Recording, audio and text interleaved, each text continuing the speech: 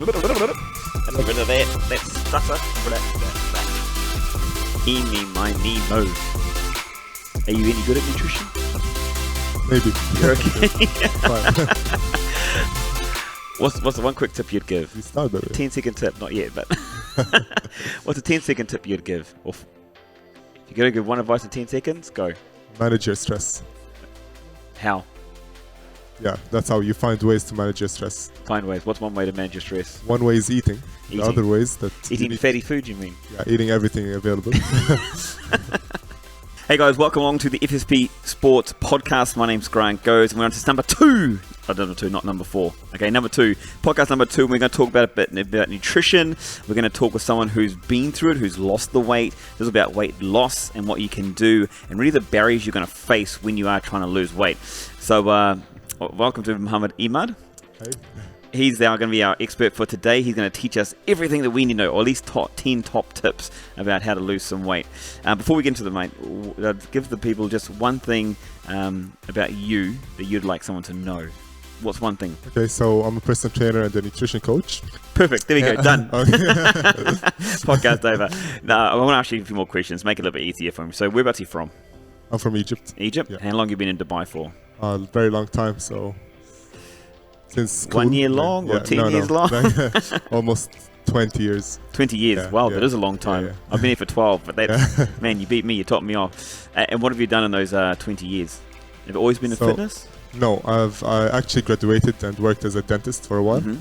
and then I made a shift to personal training, Personal training. coaching. Yeah. do you still go around watching people's teeth and be No, like, no. "Urgh." Just the, yeah. No more teeth. No more teeth. Is that okay? So then I know obviously there's a little bit of background with you because you were someone who was heavy before, and you've gone through that process and you've lost the weight. Give us a quick overview of what happened there. So when I started training, I was just going there for fun, like just joining my friends to the gym. Mm-hmm. I didn't really have a specific goal in mind. Yeah. But then, as I went through teenage years, I realized that I'm not that confident. Mm-hmm. I don't feel good in my clothes, in my own skin. Yeah. And I decided that something needs to change about this. Yeah. But I had no clue how to do it. Mm-hmm. So I was just playing around, trying things. So I can say that I tried every diet out there. Oh yeah. I tried every Lemon detox supplement. diet? Yeah, everything. Yeah. Okay. Nice. So everything till I found the right way to do it. Wow, awesome. So how heavy were you before you decided to make that change? So I was almost 125 kgs. Oosh, nice. Yeah. That's great. Went down to 90. And you're down to 90. Yeah. Okay, wow. So obviously we've got someone who's gone through it and been through that process. Did you first lose the weight before you changed to becoming a personal trainer, or did you change to a personal trainer? Yeah, so it was like 8 years ago Mhm. when I did the change. Yeah. And then I became a personal trainer later on. Later on, how long later afterwards did you become a trainer? So let's say I'm doing nutrition coaching for 6 years, Mhm. personal training for 4, let's say, or 4 years. 3 years. Okay, this is going to be really interesting to a lot of people because there are a lot of people out there that put on extra weight no matter how old they are, what part of their life they're in. Let's go through probably top 3 barriers that you faced when looking to make these changes. Okay, so the first barrier is the huge amount of information out there. Mm-hmm. So even though it may sound like a good thing, but the amount of information, there is a lot of contradictions that just keeps people. There's a lot of information, but there is so little context that people don't know what to do. Yeah. So everyone has an idea of what to do, but they don't know how to do it when it's. It's like a menu with too many things to choose from, right? It's like decision fatigue, So Yeah. there's a lot of information, but people need something to do, like actionable things, not just information. Okay. And that's where the role of a nutrition coach comes, right? Info overload, number 1. Number 2. Number 2 is dealing with.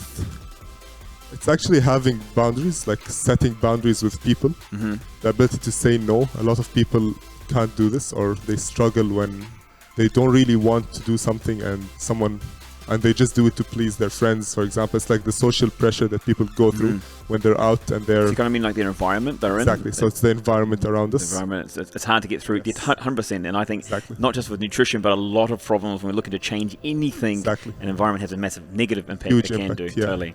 Okay, so information overload, environment, and what's the third?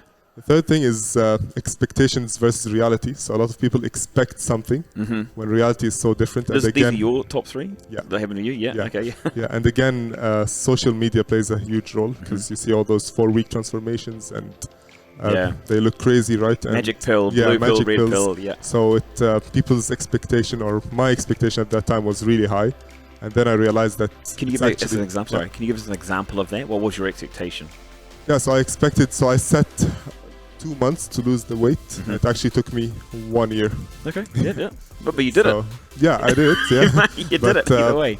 Yeah, it's good to have that, a lot of expectation of yourself, totally, but then you need to also be realistic, right? 100%. Like you can't fight your body. It's going to take whatever it takes, right? 100%. So it's okay. We've got information, environment, and expectations. Okay. And one more thing. One more thing. It's getting greedy. Yeah, that's important because a lot of people don't realize that this is actually a change in their, not only in the weight or in their physique, it's a change in their identity. It's a change in their values, in their priorities, in their non-negotiables. So it's a big change. That's why it takes that long time. 100%. It's not just about losing weight or being in a calorie deficit, right? 100%. Everything kind of involved. So let's dive into that further, because I know a lot of people out there are going to understand. I'm pretty sure, and you got to check us in the comment section, the issues that you kind of face. Now, everyone that goes, they come up against issues. Like you said at the kind of start, was like, how do you get through it? What are the things to face? So let's go back to the information overload. How did you sift through the information and get to something that works for you? Okay, so I followed every diet out there, as I said, and then I realized that every diet out there works, but it depends on how long will it work. So am I ready to do this for 1 week, for 2 weeks, for 3 months? It depends again on what's my preferences. So I was following things that ask me to eat things that I don't really want or I don't really enjoy. So definitely fat loss or weight loss is not enjoyable. It's not something easy. So, but what I realize is a lot of people make it suck more than it should. So it already sucks, but we're trying to make it suck less, right? So deal with the pain. Yeah, exactly. So it just asks you to be someone who you are not. So I'm someone who really loves carbs, for example. So ketogenic diet is not for me. It may work for someone else. And that's the problem, that everyone who tries a diet starts giving nutrition advice, and then what works for them may not work for anyone else or may not work for someone else. And so that's what works the problem. For you? What works for me is having a rule that, okay, I should be responsible with my food. At the same time, I need to understand that there's a lot of psychology behind nutrition, not only physiology. So if I want to eat a meal which I really enjoy, I would include it, even if it's on daily basis. So let's say I really like to have a chocolate. I will have a chocolate every day, as long as the rest of my day is good food, or if that really exists. Before you go too far on that, when you say you have chocolate, you don't have chocolate, you have chocolate. Right? Exactly, yeah. So knowing when to stop or knowing the amount, again, it comes back to the environment, because if I have chocolate everywhere in the house, then it'll be easier for me to have it. But whenever I really want one, I just go to the market and get it. So I'd never keep easy, high palatable food around in the environment. So you sifted through this information, you found something that works for you, and you still keep some meals in there or some foods in there that you're like, oh, kind of had them. You don't want to strangle yourself. You don't want to suffer too much with the information. When you, I just want to bring that into a personal trainer, from the personal trainer side of things. All right. So now when you recommend to other people, and they're going to come across these moments where they're going to try something, it's not going to work. And a lot of people at this point will start to feel depressed, anxious. They'll go back to old habits. They'll break their new ways and whatever. What is the advice kind of you give then? Yeah. So first thing, a lot of people, just like exercise. Okay, exercise, we need to regress movements and progress movements, right?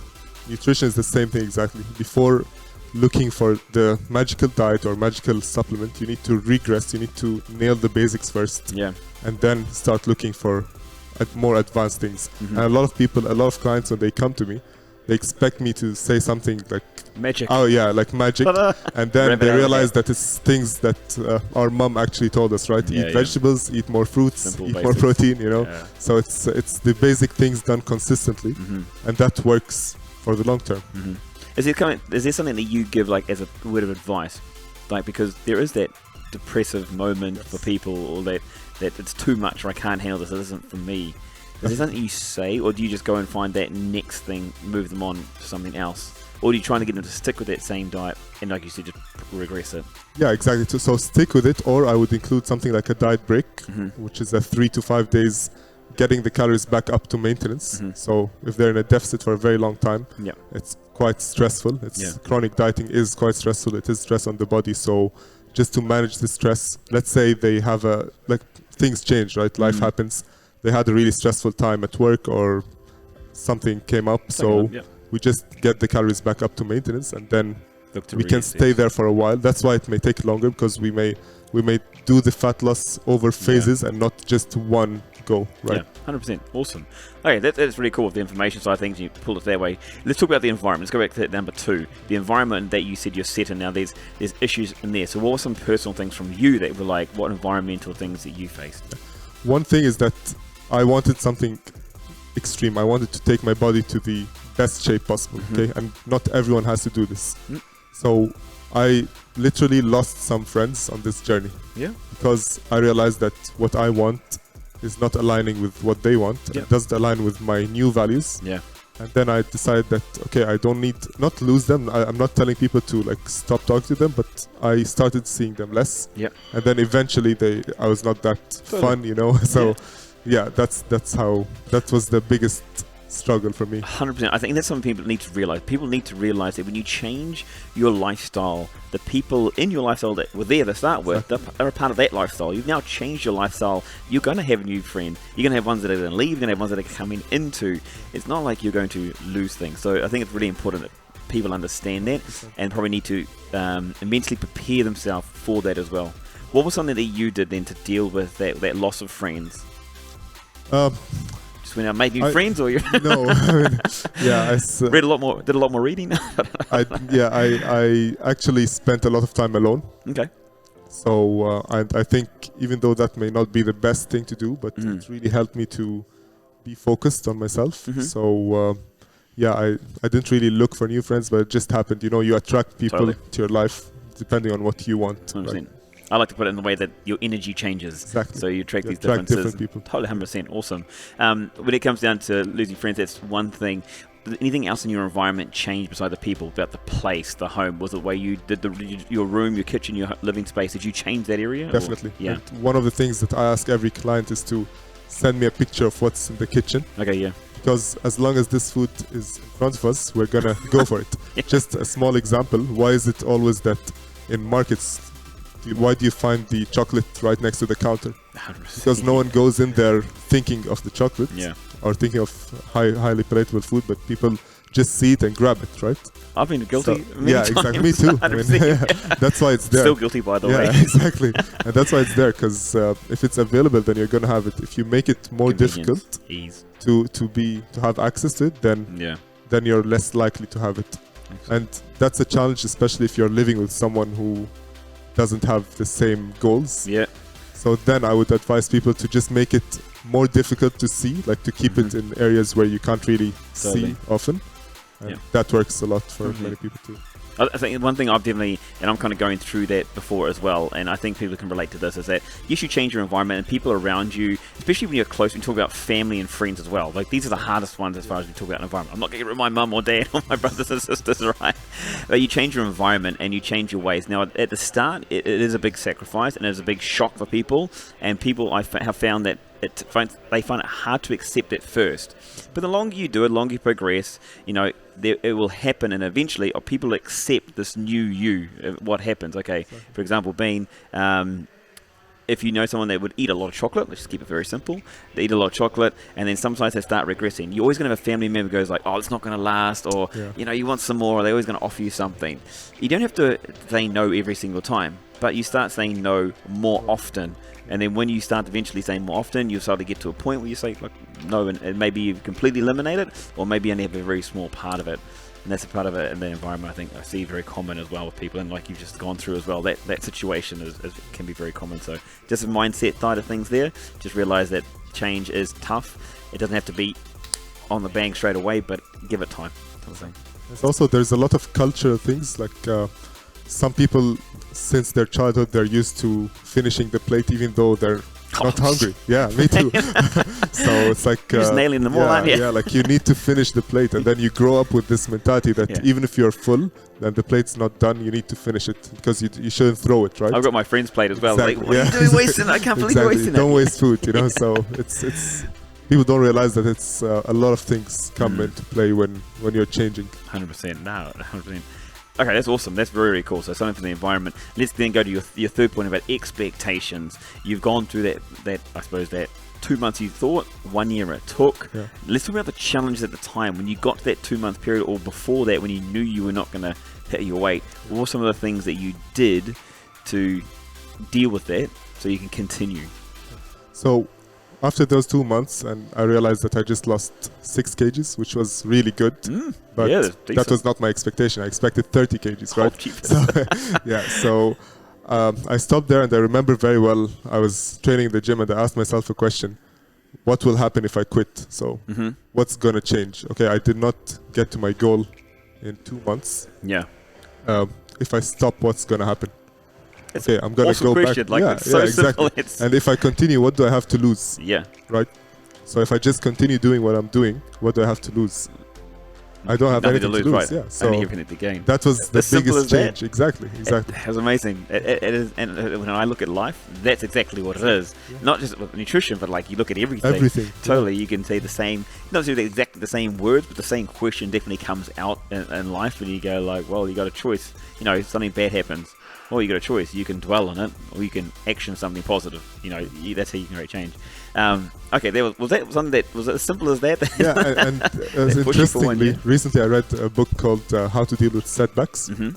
So, if we are convinced that we are responsible for what we do, we're responsible for what we don't do, and we're responsible for how we react to things that are out of our control.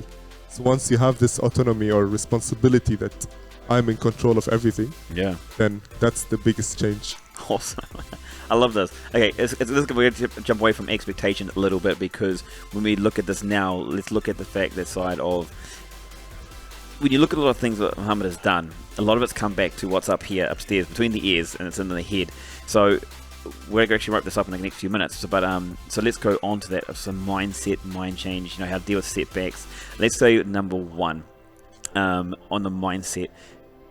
Are you using epiphanies? Are you writing down stuff? What are you doing to strengthen the mind to deal with the issues that become with information overload, expectations, or environment? Yeah. Okay, so what I do with a lot of my clients is they want to reach their goal, right? They have a goal in 3 months. Okay, what are you going to do today to get to this goal? Instead of thinking, what can I do in 1 month, 2 months, what can I do now to get to this goal? Get a consistency calendar, get a calendar, and write down the things that you have to do today. Yeah. If you nailed every single thing, you got your nutrition in place, you did your training or cardio, you got your steps, just tick that day. Yeah. And if you don't, just put a cross. At the end of the week, my clients send me this. Instead of a weigh-in, instead of sending their weight, they send me this calendar. And then that's a self-evaluation, because then if you don't get the result that you expected, just look at your consistency. Was it more than 80%? Was it less? And then people don't realize that 80% means 24 days out of 30 should be perfect, right? Yeah, nice. Yeah. Let's throw this back out. You personally, how do you do it? Do you do the same thing as well? The calendar as well? Yeah. Can I see it? No. Yeah. It's on the fridge. Okay, so calendar is one way that works really well for you. Do you have another trick, tip? Yeah, so another thing is planning your obstacles. So at the start of each week, we usually face the same obstacles every single week. It's the same thing. It's work, people ordering lunch or dinner, or having a party on weekend. So we have the same obstacles, but we don't really learn from those obstacles. So there is a very good way to deal with this is to include something called implementation intention, where we plan for the obstacles that we are expecting to face. So let's say on Tuesday, you're expecting that your colleagues are going to order pizza. So just make a table with if and then, and then write down, if my colleagues order pizza, then I may have a piece or two, and then have the rest of my lunch prepared at home. Fantastic. So instead of going for the full box of pizza, now you plan for this obstacle and you actually did the right thing, right? So that's Awesome. I realize this works much more than setting goals, because a goal like I'm gonna be healthy this week, I'm gonna eat healthy this week, doesn't really work, right? But if you tough. plan for the Too situations, black and white, too exactly, far away, yeah. exactly. If you plan for the situations that you're expecting to face, then that works much more better. Do you have a partner? Yeah. Yeah. Do you have the same barriers with her? But she's like going, you're thinking you don't want to eat this, and she's like, yeah, have this. Not really. I mean, Really? she enjoys ice cream. I enjoy sometimes, but it's not a big deal between us. Like, we both value exercise. We value looking good, training. Nice. So what would you then suggest to someone that's in the relationship, that someone is a complete opposite as far as a bit of a yin and yang type relationship? What do you recommend to those ones? Have more uncomfortable conversations. Yeah, talk to your partner if you feel like one of the reasons that you're responsible for everything. So if you don't talk to your partner about this, then you can't expect them to be considerate, because you need to set your boundaries. Again, with anyone, you good need to set your relationship, right? boundaries. Communicate. Exactly, communication. Communication. We're not going to go into life advice of our relationship. We're We're keeping to nutrition, but it is a great way to deal with it, and to be straight up in front that it is family or friends that is the hardest ones to deal with when it comes to that, especially changing your mindset, and there's expectations from them on you as well. Mate, where can they get a hold of you? Sorry? Where can the viewers get a hold of you? Instagram. So it's Mo_coaching. Perfect. Yeah, awesome. That's my Instagram. Yep. Yeah, and find me at Forge. Which is where we're at the moment, by the way.